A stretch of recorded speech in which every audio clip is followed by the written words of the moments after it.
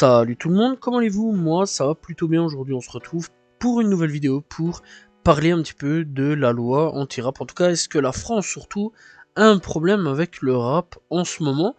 Parce que c'est un peu l'idée hein, qu'on est un petit peu en train de subir dans la tronche en ce moment, parce que c'est assez violent. Alors donc, on va parler de la taxe, et après donc de la taxe donc des sites de streaming, etc. Et puis on va parler un petit peu d'autres choses qui font un peu lien là-dessus. Alors donc, la taxe anti-rap est entendue depuis octobre 2022. La taxe anti-rap, c'est quoi à peu près? Alors ça, c'est simple, l'idée a été lancée avant l'été.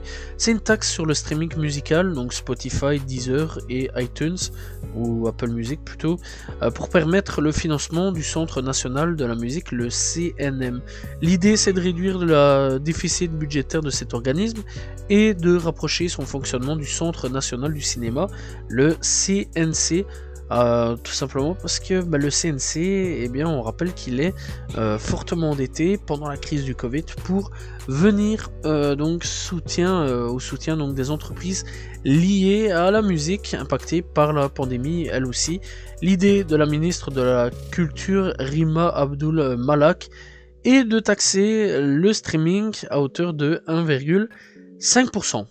Les abonnés aux différentes plateformes verraient alors le prix de leur abonnement augmenter, tandis que les artistes et les producteurs verraient leurs revenus issus des plateformes décroître. Voilà, donc est-ce que vous voyez un petit peu le problème quelque part?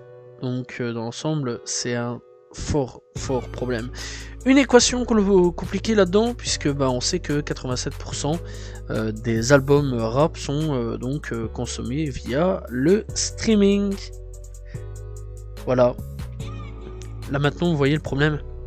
Bref, en gros cela veut dire en gros que donc cette loi, eh bien, qui est un gros problème, donc vous payez plus cher. Donc pour le moment Spotify a augmenté son prix, ça on va en revenir un petit peu après, et donc c'est bien de payer plus cher, c'est pas un problème, sauf que les artistes touchent moins.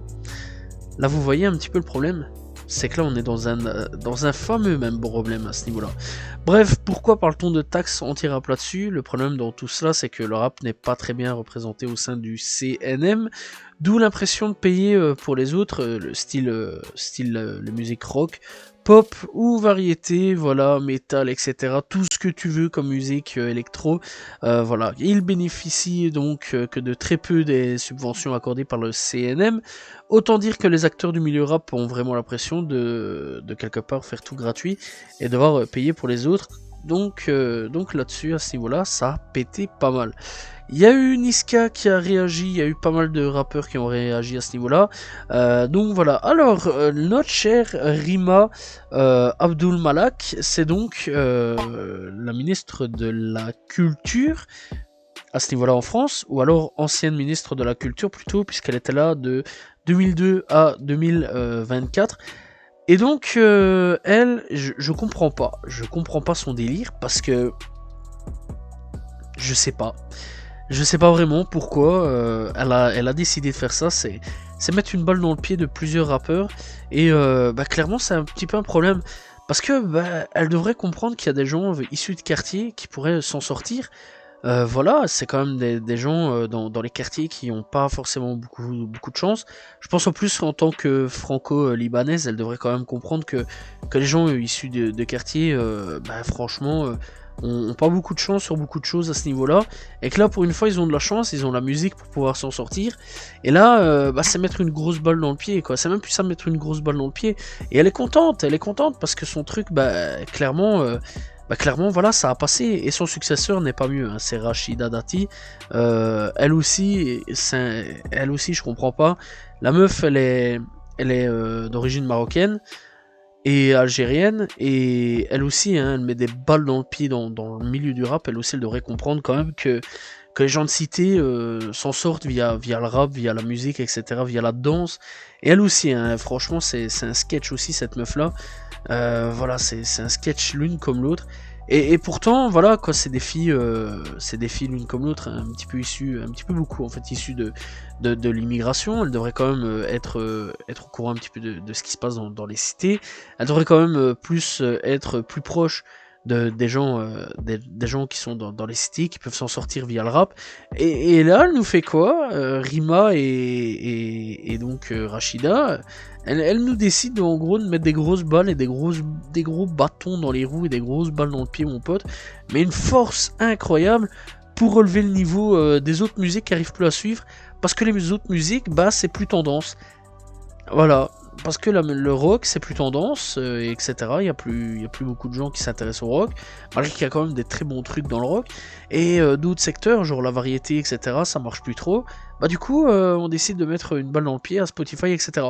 Et Spotify sont les premiers à devoir augmenter ses prix en raison de la taxe streaming. Donc Spotify eh bien, a dû mettre en place en 2024, puisque tout ça a donc été déclenché en 2024, eh bien, a mis en place donc une taxe sur les chiffres d'affaires des plateformes, et donc là-dessus, eh bien, ils devraient augmenter leur prix. Ils n'ont pas trop eu le choix là-dessus. Alors, pour le moment, eh bien, donc, en gros, eh bien, dans l'ensemble, bah, Spotify a augmenté en premier ses prix. Deezer va sûrement suivre dans les jours, voire dans les mois qui suivent. C'est à peu près sûr et obligé là-dessus. Et j'imagine que Apple, même tarif, ils vont sûrement, à un moment ou à un autre, être obligés de devoir eh bien, augmenter leur prix. C'est pas possible, je pense, pour Deezer de toute façon, sachant en plus que c'est une plateforme française, de devoir assumer tout seul, sachant en plus que c'est fortement écouté en France, de devoir tout assumer. Voilà, dans l'ensemble, je pense pas que Deezer ait forcément les épaules pour concurrencer à ce niveau-là.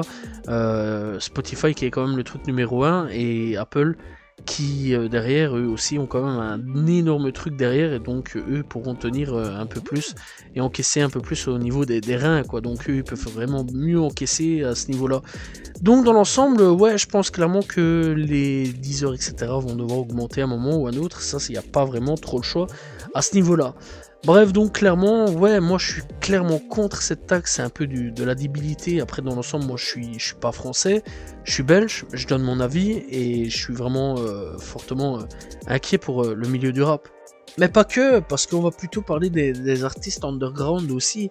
Les petits artistes, par exemple, je vais parler comme des mecs, allez, je vais prendre un exemple, Joe Lagrène 23, qui est encore un jeune artiste, hein, qui se développe seulement, qui commence à avoir une fanbase. Voilà, le mec, ouais, il commence, on va dire, sa carrière. Et dans l'ensemble, bah, ça pourrait impacter sa carrière, quoi, parce que le mec, bah, dans l'ensemble, bien, touchera pas grand chose, d'ailleurs même moins que ce qu'il touche actuellement, donc quelque part ça pourrait lui mettre aussi une balle dans le pied. Des mecs comme Niska, Gazo, dans l'ensemble de ce qu'ils touchent déjà d'avance, bah, ils toucheront encore moins, sachant en plus que Spotify est le site de streaming qui offre le moins d'argent à ce niveau-là aux rappeurs, chanteurs, etc.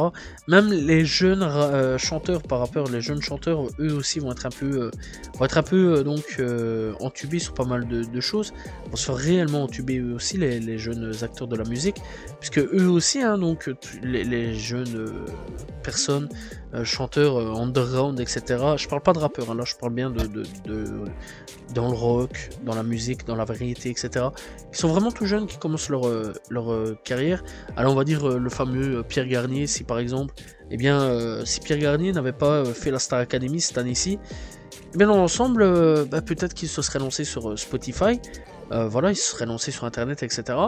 Mais aurait pas gagné beaucoup de sous et aurait peut-être pas pu déployer autant de choses que si aujourd'hui, il est signé, etc. Donc ça va, mais il aurait peut-être pas pu déployer sa carrière grandement. Voilà, je prends un exemple à ce niveau-là, parce que la taxe est là, et que sur les sites de streaming, il se fait un peu douiller, voilà, au niveau de l'argent. Allez, par exemple, si à chaque écoute, il touche, je sais pas moi, 1 euro, là, par exemple, il va toucher, quoi, 50 cents. 50 cents, ça paraît beaucoup, comme ça, mais pour, 1000 écoutes, mais franchement, 50 cents, ça paraît rien du tout, quoi. Voilà, et s'ils touchaient, par exemple, 50 cents, là, ils vont toucher 20 cents. C'est rien du tout, les gars. Là, à ce moment-là, clairement, ils se font entuber. c'est quand même assez grave. C'est la même chose pour les gros rappeurs ou pour les gros chanteurs, ou voilà quoi. Donc dans l'ensemble, si Coldplay par exemple, eux, bah ils font aussi de la thune, du chiffre d'affaires à crever à ce niveau-là, bah là à ce moment-là, même eux ça va un petit peu diminuer. Je parle pas vraiment de Coldplay, mais bon, vous comprenez un petit peu ce que je veux dire par là. Je prends l'exemple eux à ce niveau-là. Bref, donc dans l'ensemble, ou Indochine par exemple, bah eux aussi vont se faire un peu entuber au niveau de l'argent. Des mecs comme Niska, Gazo, Nino vont se faire entuber au niveau de l'argent aussi. C'est quand même assez grave à ce niveau-là, et c'est quand même quelque chose où cette loi n'aurait jamais dû malheureusement passer, et j'ai pas compris pourquoi elle est passée, sachant en plus que c'est du gros n'importe quoi, et qu'elle est quand même passée tranquille, voilà, tranquille, et bah, les gens se sont indignés, et bah, ça a fait un gros doigt d'honneur en mode va te faire foutre, dans l'ensemble, voilà. Et aujourd'hui, bah, c'est pas fini. C'est pas fini, puisque eh bien, il faut avoir un diplôme pour la danse hip-hop, le dancehall, les danses de rue, etc. Alors, qu'est-ce que c'est que ce truc de fou aussi malade, donc dans l'ensemble, pour terminer un peu, eh bien, le hip-hop. Alors, il faut savoir que dans le milieu du hip-hop, il n'y a pas que le rap, les gars. Voilà, il y a aussi la danse. La danse est hyper importante dans le milieu du hip-hop, du rap, etc. Il y a aussi les graffitis qui font partie un peu de tout ça. C'est tout un milieu, hein, c'est un truc de fou. Voilà, le hip-hop, c'est un truc de fou. Voilà, il y a le beatmaking, il y a le graffiti qui fait partie un peu de tout ça, le graphe. Il y a la danse, voilà, il y a vraiment pas mal de choses. Il y a le rap, il y a plein de trucs. Voilà, même les mecs qui écrivent des textes, hein, on va pas se mentir, ça fait un peu partie aussi du milieu. Les mecs de l'ombre, voilà, qui écrivent, on vous voit. Et dans l'ensemble, ouais, aujourd'hui, bah, ces gens-là, les danseurs se font un peu charcuter, les gars. Et quand je dis charcuter, c'est vraiment charcuter à ce niveau-là. Parce que, pourquoi, comment, qu'est-ce qui s'est passé? Ça, c'est simple. Donc voilà, c'est pas vraiment cool à ce niveau-là, puisque les professeurs de danse, que ce soit hip-hop, danse, dancehall, etc., eh bien, devront avoir, attention, un diplôme. Un diplôme pour apprendre ce genre de danse-là. Et soutenu par la ministre de la Culture, Rachida Dati. Et voilà pourquoi j'en parlais un petit peu de Rachida Dati, qui était pas mieux à ce niveau-là que son précédent, que le précédent ministre. À ce niveau-là, Rima Abdul, qui l'une comme l'autre sont vraiment des trucs, bon voilà quoi. Bref, donc à ce niveau-là, donc la loi a été adoptée par 36 voix contre 6 au Sénat à ce niveau-là. Et donc, eh bien, donc les personnes du milieu du hip-hop, il faut savoir donc qu'il y a eu donc une pétition à ce niveau-là. On a été à peu près mis au courant vers 2023. Apparemment, moi personnellement, j'ai été mis au courant, mais vraiment très très tard. J'étais pas du tout au courant de ça. Voilà, si j'ai bien compris, c'était depuis 2023 que certaines personnes ont été mis au courant. Mais on a été mis plutôt au courant vers 2024 pour ma part. Donc voilà, de ce que je peux lire à peu près sur les médias, etc. Eh bien, depuis 2023, certaines personnes, certains gros acteurs, etc. sont au courant, mais nous, depuis 2024, depuis mars 2024, on est au courant en fait.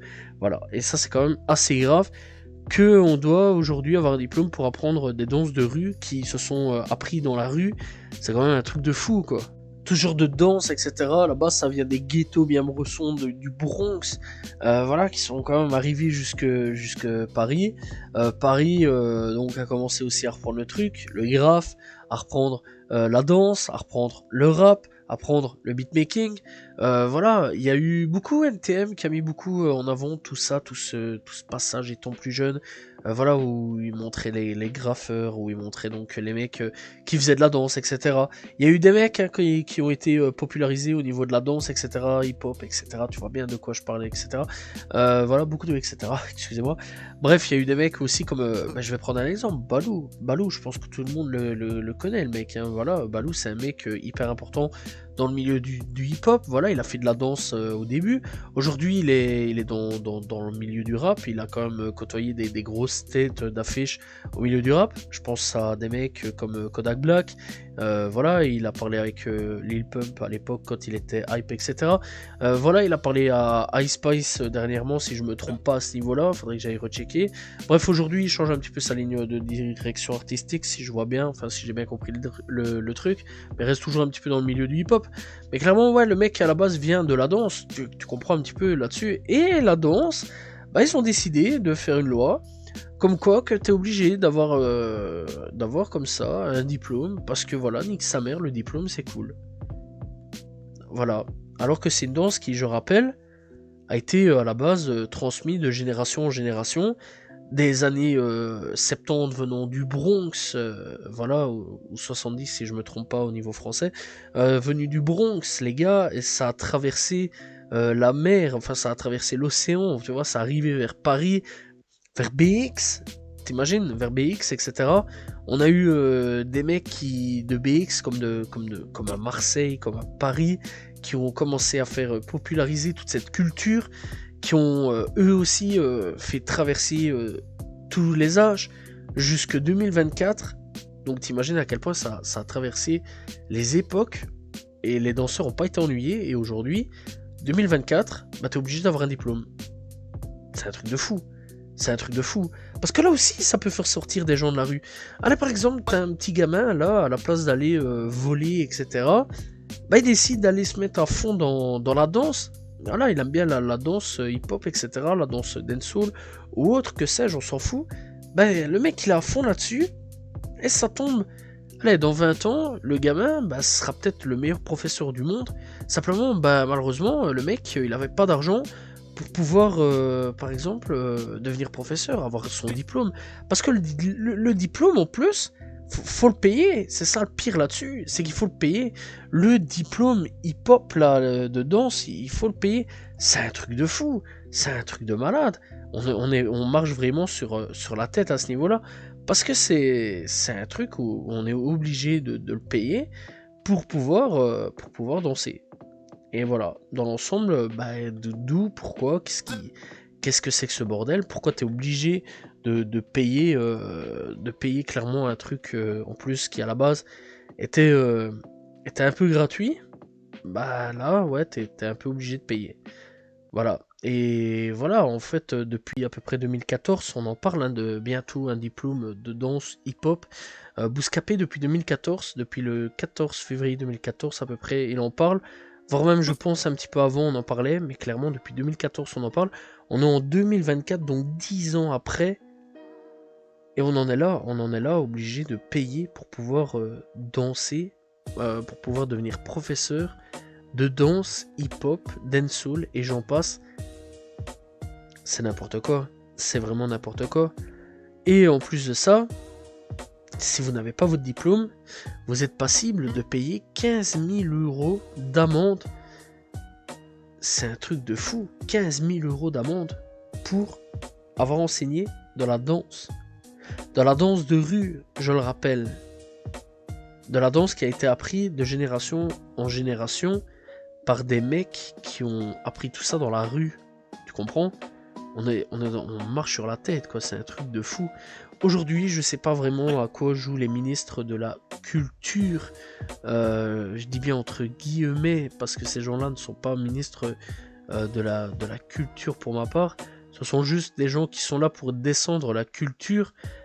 Pire qu'autre chose, c'est des gens qui ont été ministres de la culture, qui sont en train de tuer une culture hip-hop de fou malade, qui est là, qui est présent, et qui aujourd'hui vont taxer Spotify, qui aujourd'hui est en train de mettre un gros bâton gros bâton dans les roues des danseurs, des professeurs de danse, etc. Les mecs ils vont devoir, ça tombe, le mec de 30 ans, il va devoir aller repasser un truc pour avoir un diplôme de danse, c'est un truc de malade mental. On est où? Et puis ben, tu sais pas vraiment si la France aime bien tout ce qui est le milieu urbain, etc. Puis parce que Macron, d'un coup, il nous sort un. Ben, durant les JO, Aya Nakamura va nous faire Edith Piaf. Ok, c'est bien, j'ai pas de problème là-dessus. D'ailleurs, grosse force à elle. C'est vrai que j'en ai pas parlé durant mon Actu Rap parce que c'était déjà bouclé. Grosse force à elle d'ailleurs pour le lynchage qu'elle est en train de subir. C'est bien, d'accord, mais mon gars fait quand même quelque chose parce que c'est bien de vouloir Aya Nakamura, voilà, et représenter un peu la nouvelle culture française qui se passe en ce moment. Mais il faut quand même aussi, d'un côté, rester sur la ligne de conduite. Parce que là, c'est en train de partir en couille au niveau du hip-hop. Parce que je parle de ça, c'est tous des gens qui peuvent s'en sortir hein, avec la danse, avec la musique, etc. Et qui aujourd'hui, bah, on va mettre une grosse balle dans le pied en mode, bah ok, mais on s'en fout de vous en fait les gars. Là on va vous entuber, on va vous taxer à crever, vous allez moins gagner. Spotify va se faire taxer à mort, vous allez moins gagner d'argent. Et vous, bah, ceux du hip-hop, bah, vous devez avoir un diplôme qui coûte en plus entre 5000 balles et 2500 euros, si j'ai bien compris dans l'ensemble. Voilà, j'ai malheureusement pas le fichier, j'ai pas su retrouver le truc, mais c'est quand même assez grave à ce niveau-là. On est à peu près à 5000 balles pour avoir 5000 euros quand même pour avoir un diplôme, voilà. Si moi je suis un gars de quartier, personnellement, enfin oui je le suis, voilà, mais personnellement, 5000 euros, mis à part si je vais bicrave toute une journée, enfin 2-3 jours ainsi, et que je me fais... Imagine, je me fais avoir par la police à ce moment-là. Qu'est-ce qui se passe? Bah les 5000 euros, je les ai pas. Moi je suis en prison, et bah adieu, quoi, le fameux truc de danse. Mais imagine, le petit gars là qui veut avoir son diplôme, il va devoir aller bicrave ou aller travailler comme un acharné mental. Voilà, et pour avoir son argent, c'est 5000 euros. Et en attendant, bah, peut-être qu'il perd du temps à pouvoir apprendre à des jeunes, à pouvoir danser, à pouvoir s'exprimer avec leur corps, etc. C'est un truc de fou, c'est un truc de fou. Voilà, la France aujourd'hui est en train de partir en couille, mais d'une force phénoménale avec le hip-hop. Je comprends pas. Parce qu'en plus, il y avait un moment où il y avait une petite ouverture avec le hip-hop. Et là, malheureusement, je trouve qu'on est en train de refermer la porte en mode ouais, on t'a bien voulu, mais va te faire foutre. Nique ta mère, dégage. C'est à peu près ça que je ressens. Voilà, on a entrouvert la porte, on a vu, et puis on a refermé en mode ouais, non, on veut pas. C'est dommage. Bref, donc de tous les cas, bah, j'ai plus rien vraiment à dire là-dessus. Je trouve ça dommage. J'espère que la France va faire un demi-tour, enlever ces deux lois de merde. Voilà, en tout cas, force à vous les gars. Lâchez rien les rappeurs, lâchez rien les danseurs. Moi personnellement, je suis fortement avec vous. Malgré que je suis belge, j'ai rien à voir là-dedans avec ces lois-là. Nous, on touche pas à ça, c'est ça qui est bien à ce niveau-là. J'espère que la Belgique va pas suivre. Parce que ce serait aussi une erreur monumentale à ce niveau-là si la Belgique viendra suivre. Grosse force en tout cas mes gars français à ce niveau là qui rappent, qui dansent, voilà, qui sont dans le milieu du hip hop, etc. Même les beatmakers hein, qui gagneront beaucoup moins d'argent aussi avec Spotify, c'est vrai que je les ai complètement oubliés, mais on vous oublie pas non plus les gars, parce que vous aussi vous allez un peu moins toucher d'argent à cause de cette taxe de merde.